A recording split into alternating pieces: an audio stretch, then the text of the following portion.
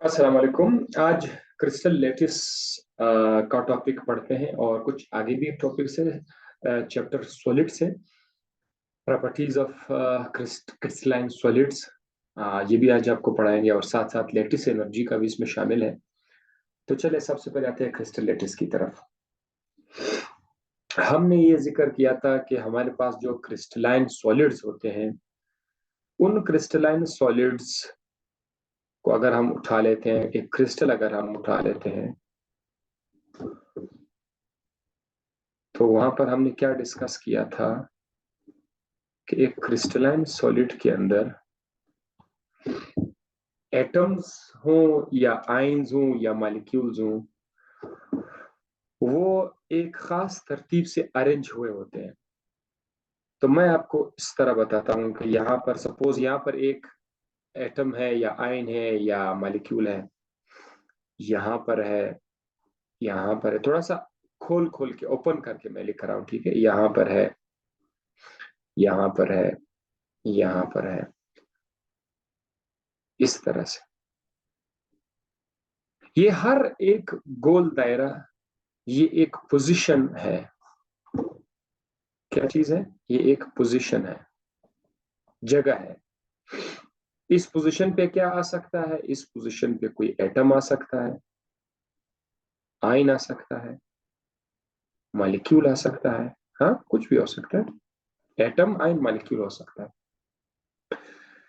इस तरह के जो पोजीशंस आपको नजर आ रहा है, इन पोजीशन को कहते हैं लेटिस पॉइंट्स। पोजीशन का नाम क्या है? Lattice points. आप सादा अल्फाज में ये कह सकते हैं कि ये वो जगह है जहां पर एटम्स, आयंस या मॉलिक्यूल्स पड़े होंगे। उन जगह का नाम है लेटिस पॉइंट्स। ठीक है, एक ही हो गया। अब ये तो हो गया लेटिस पॉइंट। अब ये जो एक खास तरतीब है ना, एरे का मतलब जानते हैं? एरे, एरे, कतार। आपको जो जितने सारे एरेज नजर आ रहे हैं, यानी ये जो पॉइंट्स नजर आ रहे हैं, सारे के सारे पॉइंट्स, उनकी अरेंजमेंट को, जिसमें ये सारा सिस्टम आ रहा है, दिस वन कंप्लीट, इसमें आपको क्या आ रहा है? अरेंजमेंट ऑफ पॉइंट्स नजर आ रहा है। इसको हम नाम देते हैं crystal lettuce. Crystal lettuce.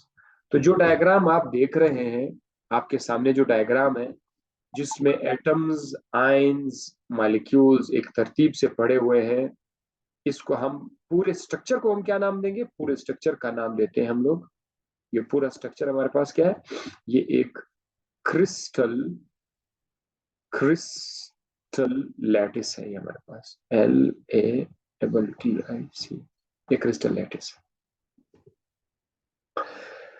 Okay, अब हम आगे जाकर, अच्छा डेफिनेशन आपको समझ आ गया। इन अ क्रिस्टल, यानी आप कोई भी क्रिस्टलाइन सॉलिड लेते हैं, क्रिस्टलाइन सॉलिड आप ले लेते हैं, वहां पर एटम्स, आयंस या मॉलिक्यूल्स अरेंज हैं ए डेफिनेट पोजीशन, मखसूस जगहों पर वो पड़े हुए हैं।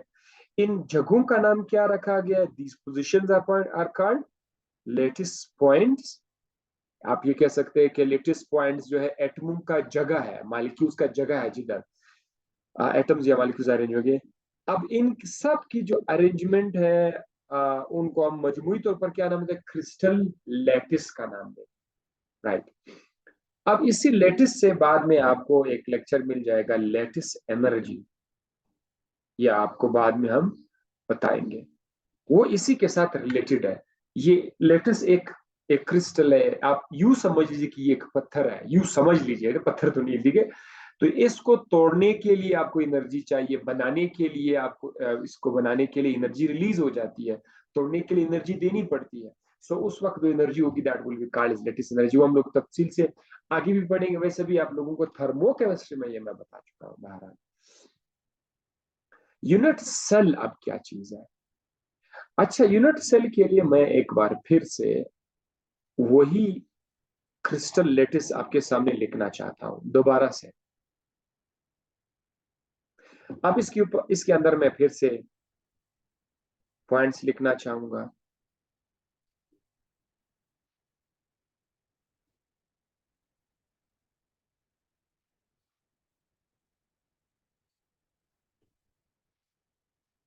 ये हमारे पास एक क्रिस्टल लेटिस है।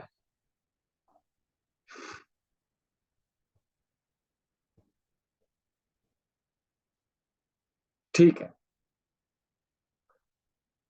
इस क्रिस्टल लेटिस के अंदर एक छोटा यूनिट है, रिपीटेटिव यूनिट है। जिस तरह आप के सामने अगर एक दीवार है, तो वो दीवार ईंट से बना हुआ है, सपोज करते हैं दीवार है, और वो दीवार जो है वो ईंट से बना हुआ है। तो आप क्या करते हैं, आप इस दीवार से एक ईंट आप बाहर निकालते हैं, तो पूरे दीवार को स्टडी करने के लिए एक ईंट निकाले पड़ते हैं। इसी तरह आपका जो ये क्रिस्टल लेटिस है,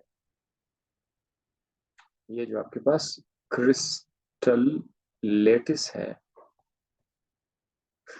इसके अंदर भी एक छोटा यूनिट है, एक छोटा यूनिट है जो कि बार बार रिपीट होगा, और इस पूरे क्रिस्टल लेटिस की नुमाइंदगी करता है। यानी आपको पूरा क्रिस्टल लेटिस को स्टडी करने की जरूरत नहीं है, आप बस एक छोटा सा यूनिट होगा वो आपको निकालना पड़ेगा। आप ये जो छोटा यूनिट होगा इसको जरा गौर से देखिए, कंफ्यूजन आपका मैं खत्म कर देता हूँ। वैसे आपको डायग्राम में छोटे छोटे दायरे नजर आ रहे हैं, तो आप एक छोटा दायरा उठा लेंगे, नहीं। जब हम इसके छोटे यूनिट की बात करते हैं, तो वो एक ऐसा छोटा यूनिट होगा जिसमें कुछ एटम्स होंगे तादाद वाइज। तो मैं आपकी आसानी के लिए यहां से बस ये वाला जो एक ब्लैक बॉक्स मैंने इसके अंदर रखा हुआ है, ये ब्लैक बॉक्स को मैं बाहर निकाल देता हूं। छोटा सा ब्लैक बॉक्स है, स्मॉल। अब ये जो एक छोटा सा ब्लैक बॉक्स है, इसके अंदर भी एटम एक खास तरतीब से अरेंज हो गए होंगे। ठीक है, यहाँ पर एटम है, यहाँ पर एटम है, यहाँ पर एटम या मालिक्यूल या आयन जो भी हो, वो अरेंज है ना यहाँ पर। तो ये जो एक स्मॉलेस्ट यूनिट आपने यहां से उठाया ना, स्मॉलेस्ट यूनिट जो आपने यहां से उठाया, इस स्मॉलेस्ट यूनिट का नाम है यूनिट सेल। यूनिट सेल है इसका नाम, यूनिट सेल। अब मजे की बात सुनो, ये जो यूनिट सेल है ये रिपीट हो रहा है। ठीक है, बार बार आपको इधर यहां पर अगर आप देखें एक यूनिट सेल नहीं है, यहाँ पर एक और यूनिट सेल भी है, यहाँ पर एक और यूनिट सेल भी है। ठीक है, तो कहने का मकसद ये है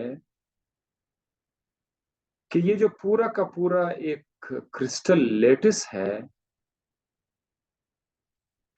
ये इन छोटे छोटे यूनिट सेल से मिलके बना हुआ है, पूरा बिल्डअप हुआ है एक यूनिट सेल से। ठीक है, सो रिपीट भी हो रहा है ना, वो इसी तरह का जो स्ट्रक्चर होगा ये रिपीट हो रहा है, और कुछ नहीं, इसी तरह का रिपीट हो रहा है, बार बार रिपीट हो रहा है। यानी अगर आप लोग पूरा क्रिस्टल को जो सॉलिड है, क्रिस्टल लेटिस, अगर आप उसको स्टडी करना चाहते हैं, तो बस आप यहां से एक यूनिट सेल निकालें। अब आगे जाकर हम इस यूनिट सेल को थोड़ा और भी पढ़ लेते हैं। मैं यहाँ पर एक डायग्राम लिखना चाहूंगा। किसका डायग्राम? चलो सोडियम क्लोराइड का कोई क्यूबिक डायग्राम मैं लिख लेता हूँ, सही। So to suppose this is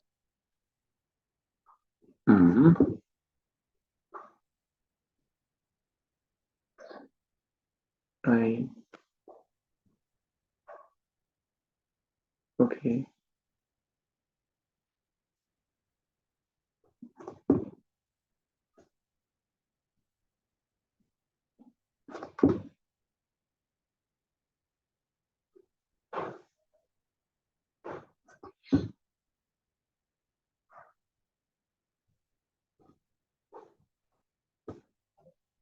ये ले, ये एक यूनिट सेल का डायग्राम है। ठीक है, यूं समझ लीजिए कि वो जो आप लोगों ने ब्लैक कलर का एक छोटा सा यूनिट निकाला था ना, उसको अब मैंने थोड़ा बड़ा करके आपके लिए लिख लिया, सही है।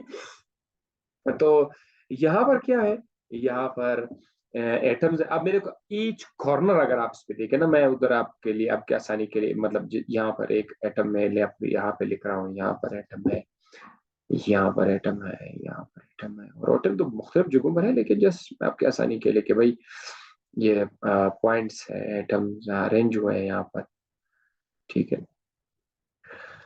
अब यहाँ पर ये जो एटम्स हैं ये थ्री डायमेंशनल स्पेस में अरेंज है। थ्री डायमेंशनल स्पेस देखो, X axis, Y axis, X axis, Y axis, Z axis. अगर आप इस डायग्राम में आप देखें तो यहां पर भी एटम्स जो है ना वो एक्स एक्सिस, वाई एक्सिस या जेड एक्सिस में होंगे। तो चलो हम एक्स एक्सिस को ए का नाम देते हैं, जहां जहां पर कोई लाइन आपको नजर आए एक्स एक्सिस वाली लाइन, उसको मैं ए से शो कर लेता हूँ, ठीक है। और वाई एक्सिस को हम लोग, मैं बी से शो करता हूँ, जेड एक्सिस को मैं सी से शो करता हूँ। अब देखते जाइए, ए वाला जो सबसे पहले, मैं कलर चेंज कर लेता हूँ ताकि आपको अंदाजा हो जाए, देखता जाए ए कौन कौन सा है। ये वाला जो लाइन आप देख रहे हैं, मोटा करके देखते हैं, चलो थोड़ा सा मोटा कर लेते हैं। ये वाला जो लाइन है, ये ये ए है, रेड। इसी तरह ये वाला लाइन भी ए है। नीचे आ जाओ, ये लाइन भी ए है, ये वाला एक्स एक्सिस पे जा रहे हैं ना, और ये वाला लाइन भी क्या है, ये ए है, ठीक है। एक्स एक्सिस है ये आपका। वाई एक्सिस कौन कौन सा है, इसके लिए मैं कोई और कलर चूज कर लेता हूँ, चलो ये कलर चूज कर लेते हैं, this one.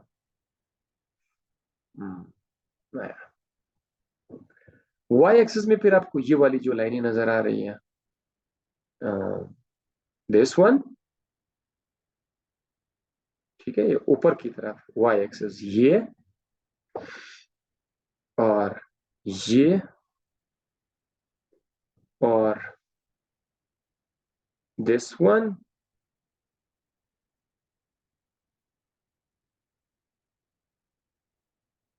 And this one, ठीक है।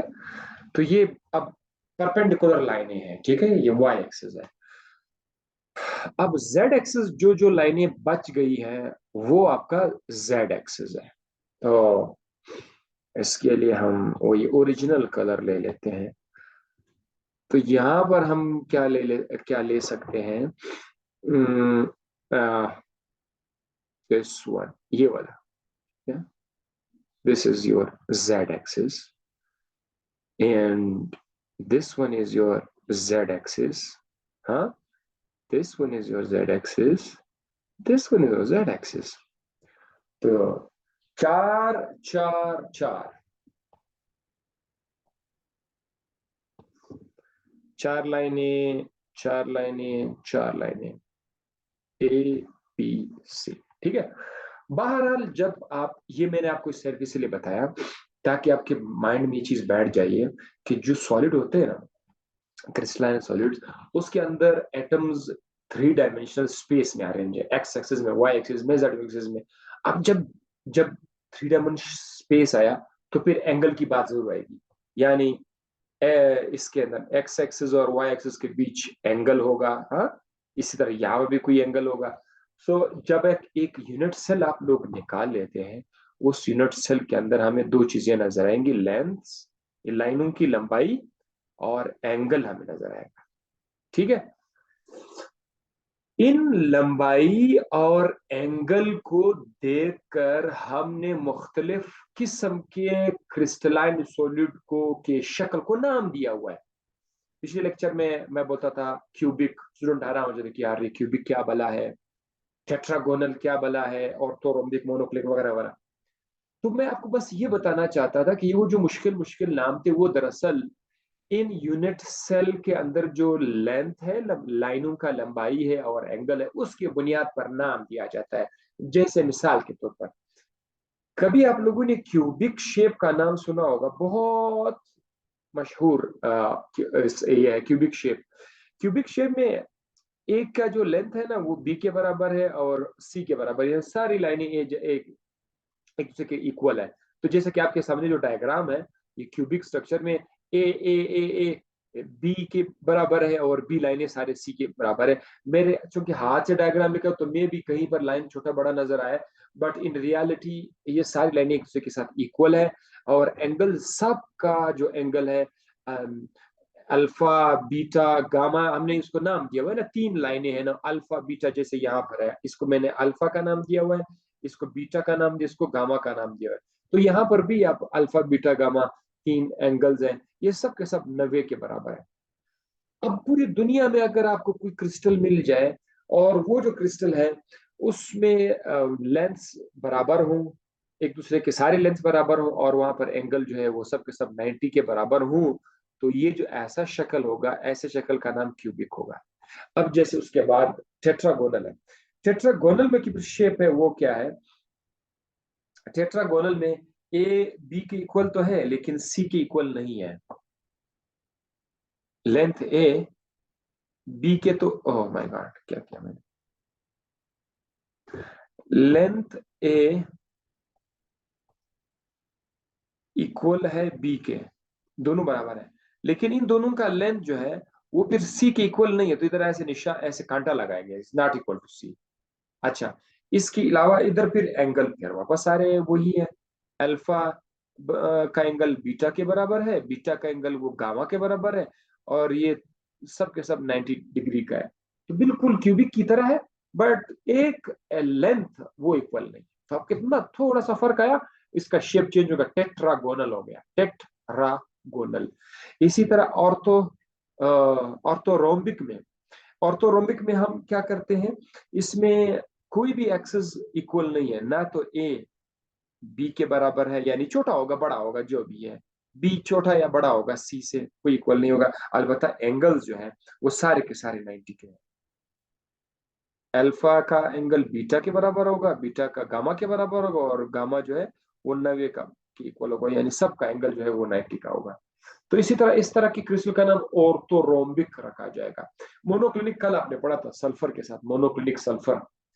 मोनोक्लिनिक में कोई भी एक्सिस एक दूसरे की इक्वल नहीं है, ना ए बी के बराबर है और ना बी सी के बराबर है।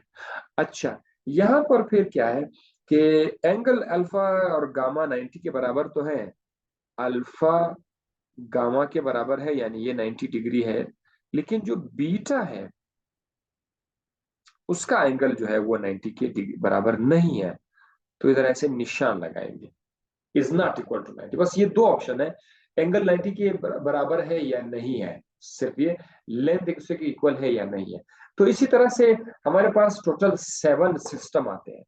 आपकी जो एमडीकेट के कोर्स में ये इसका इतना जिक्र नहीं था, लेकिन मैं डाल रहा हूं, फिर भी कभी कभी इनसे कोई वो गारंटी आप नहीं ले सकते हैं कि यूनिट सेल का जिक्र तो है, यूनिट सेल का जिक्र है आप पीएमडीसी कोर्स में, पीएमसी कोर्स में, लेकिन क्या पता कि वो लोग यहाँ से ये भी कोई ले आए। ठीक है, तो मैं आपको वैसे बता रहा हूँ, ठीक है। अ, बाकी एफएससी के स्टूडेंट्स ने तो सब कुछ पढ़ना है, तो उनके लिए तो फिर अवेलेबल हो जाएगा। जी जनाब। क्लासिफिकेशन ऑफ सॉलिड्स, अब ये एक नया टॉपिक यहाँ से शुरू हो जाता है, क्लासिफिकेशन ऑफ सॉलिड्स। सॉलिड्स को हम लोग क्लासिफाई करते हैं दो टाइप्स में, बल्कि ये मैं आपको नेक्स्ट वीडियो में बताता हूँ, ठीक है। आपने यहाँ तक कर लिया, अब नेक्स्ट मैं क्लासिफिकेशन नेक्स्ट वीडियो में बताता हूँ।